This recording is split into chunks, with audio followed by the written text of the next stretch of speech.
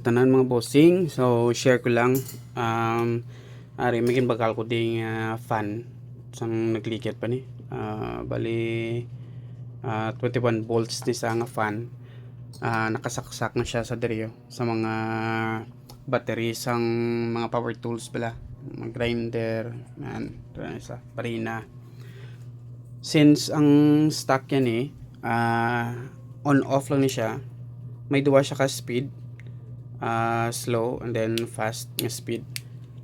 So kung ang iya nga actually nga number 1 is kusog na ni siya, number 2 mas kusog pa gid.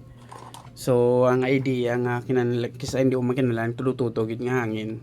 So dapat butangan siya daw makontrol mo siya bala.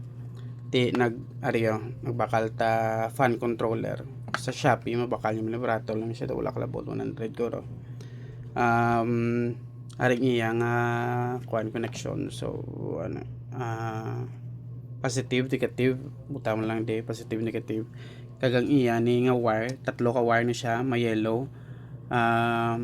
Aring negative ya is negative ya itom. Aring number 1 yung speed yellow, kag number 2 yung speed red. So this time gamiton ta lang is ang number 1 yung speed. Kamera kita sang speed controller. Di kompleto na ni siyang iya nga circuit, balikin na lang ni siya i-plaster. So kung i-on mo, kasi siya slow lang siya, hinay lang siya. So patnurugan ta aming patuduhan.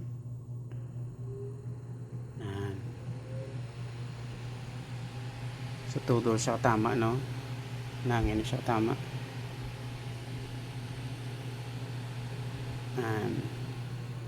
Pahinayan mo siya. Speed controller. So pwede mo na siya magamit sa suga. Ang iba naman muna ginagamit nila sa suga. So ang brahon tanat di is ibutang tanat siya sa likod para takot na siya. Pause na lang video and then video skip ko na lang kung matakot ko na siya. Rin siya. So natakot na siya. Plaster na. May gamay lang tadi nga plastic di nga the bracket sa sulod kagin kakasta para mapaigo ta nga aton nga speed controller. So testa. Kita nyo kasika. Then slow. Patudo.